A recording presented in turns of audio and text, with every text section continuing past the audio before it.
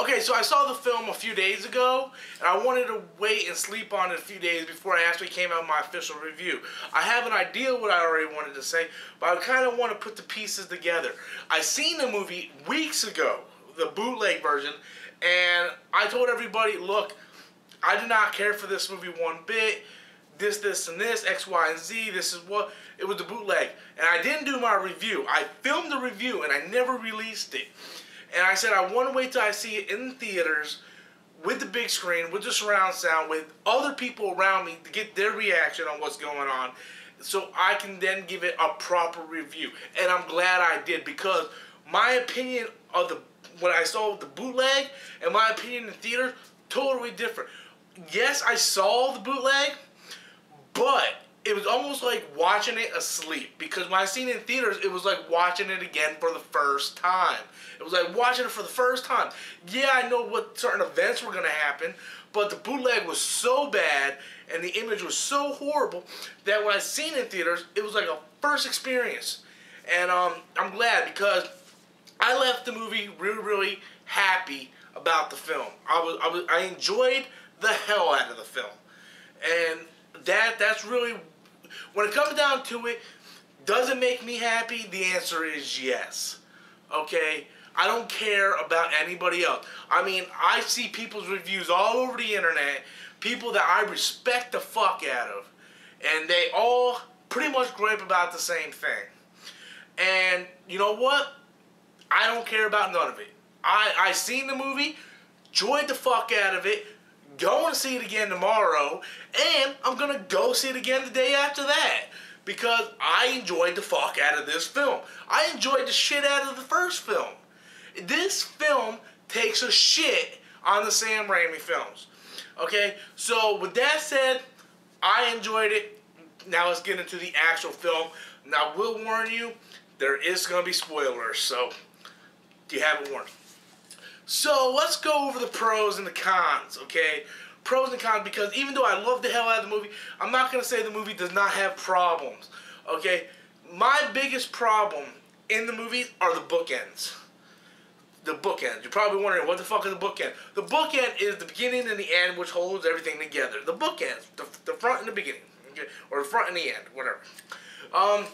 The beginning starts off with Peter's father, and basically it's a rehash of what happened in the last film, in the beginning of the film, where Peter dropped everybody, or Peter's father drops Peter off at Aunt May, and he takes off.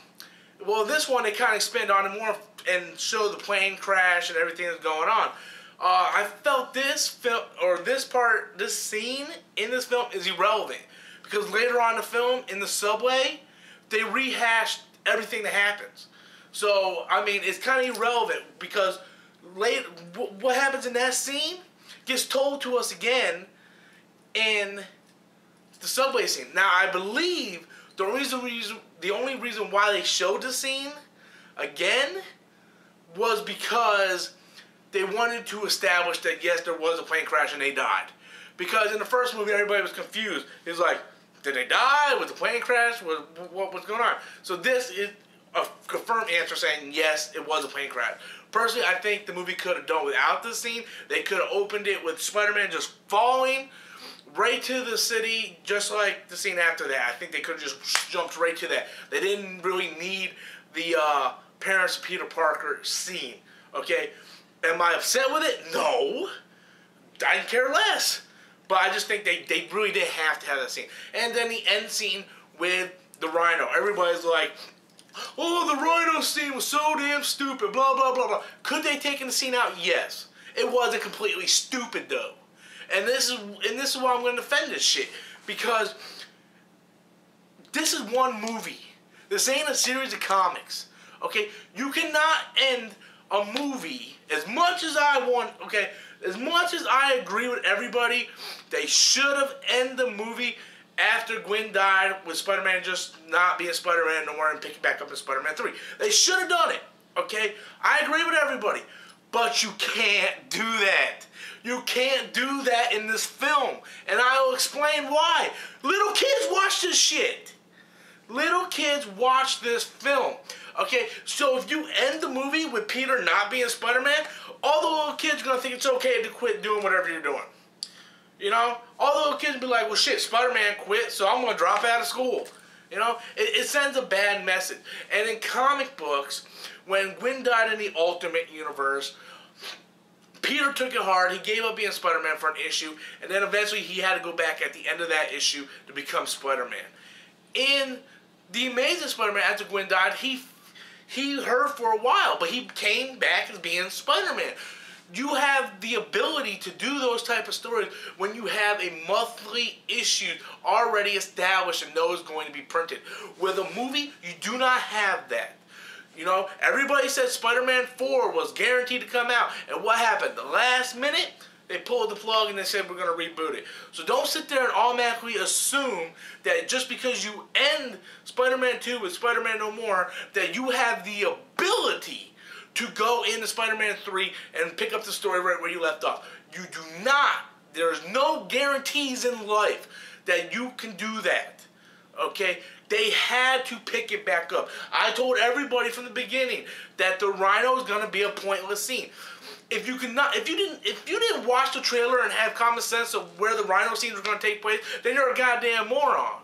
Okay, because clear as day, you see him fighting, what's his name, Paul Giamatti. You see him fighting him in the beginning, so you know he's not the Rhino in the beginning, you dumb fucks. And then at the end, in the trailer, you see him fighting the Rhino.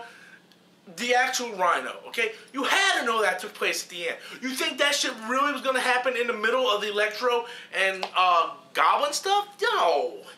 But it had to do what it did. As much as I am with everybody, I wish they would have ended with him just not being Spider-Man and pick it up. I am with you guys. Don't make it sound like I'm not with you. But the studio could not do that. Okay, there's no guarantee that there would have been a third one. Even though, I mean, it's almost concrete on the internet, there's no fucking guarantees. Spider-Man 4 was a guarantee, everybody said, and that got like that, and it got rebooted. So there is no guarantees in life. They had to end it on this note, because whether you like it or not, this movie is target audience to children, and they cannot send a bad message to children saying it's okay to give up. Okay, they gave him several months of grievance. And it took Gwen's speech at the end for him to say, I have to do this. This is my responsibility to do this. Okay? Gwen died for this. I have to do this. Okay? That's the message is sent. And it was a great message. And another thing people are really bitching about is the Green Goblin. Oh, the Green Goblin wasn't really in the movie that much. Blah, blah, blah. Venom had more screen time. Who gives a fuck? You had Harry Osborn all through the goddamn movie. And he was fucking amazing. The acting in this movie by all cast members was fucking amazing. And I seen some people nitpick going, well, he turned into Green Goblin. He automatically knew where the suit was and the glider. He knew how to use it. Motherfucker, in the first Spider-Man movie with Sam Raimi, he turned the fucking Green Goblin. He was flying around the damn city on that damn glider. You tell me he knew how to use that? So don't give me that bullshit. Look, the difference between what people are saying, I don't think you really said to let the movie digest in your head. He did not like Spider-Man. He found a way to take out Spider-Man. And then when he found out Peter, he put two and two together, he saw Gwen and Peter. Goblin Harry said, you know, he was hurting inside. He's like, my best friend is Spider-Man. My best friend told me no, not Spider-Man. At that point, he was so heartbroken that the anger swelled up in his head. He's not all right at the time, and he did the only thing that he could have done to hurt Peter, and that was take Gwen up and toss her off the fucking thing into the clock tower. Okay, why is everybody upset about that? I was watching Nostalgia Critic review, and his brother's like, there was no build-up. There was all this thing in the comics with Green Goblin, blah, blah, blah. Look, I read all the comics. Fuck, I have the goddamn comics, okay? I don't give a fuck what Nostalgia Critic's brother does. He has the trade paperback. Bitch, I have the comics, Okay, I read the comics, and I am telling you, as a hardcore Spider-Man fan, what they did is okay. It still makes sense. If you want to fucking debate the shit with me, I will sit down and I will debate this topic all fucking day. People want to sit there and also complain, going, oh, Max Dillon's character is basically Jim Carrey from Batman Forever. Okay, at first I thought it was ridiculous too, but when you go and watch it again, that, you know what? This movie has to cater to children, okay? This movie's target audience is children with stuff for adults sprinkled in, okay? It was fine to do that with Max's character, okay? It didn't overshadow the whole movie. It didn't. His performance wasn't like so over the top, like Jim Carrey going, oh, no, it wasn't like that. He just wanted to be noticed. He wanted someone to care for him and need him, and he wanted to be noticed. Okay, yeah, was it a little weird at sometimes? Sure. But overall, it wasn't that damn bad. Personally, I could talk about this for hours. I don't have that much time. Now, I will tell you, I'm going to see it again tomorrow. Me and Andrew will be doing a podcast. And I will be, if I don't upload it to my channel, I will give you a link to listen to it. And that way, we can actually talk for hours about it. I don't have the ability to talk about this for hours. I will tell you, I enjoyed the hell out of the film. And I don't care if anybody else in the world cared or liked this film. I liked it, and to me, that's all that matters. Spider-Man 2 was a fucking amazing movie. I enjoyed the hell out of it, and this movie takes a shit on all of the Sam Raimi films, including everybody's beloved Spider-Man 2. So until next time, guys, I'm a real Spider-Man fan, and that's my opinion.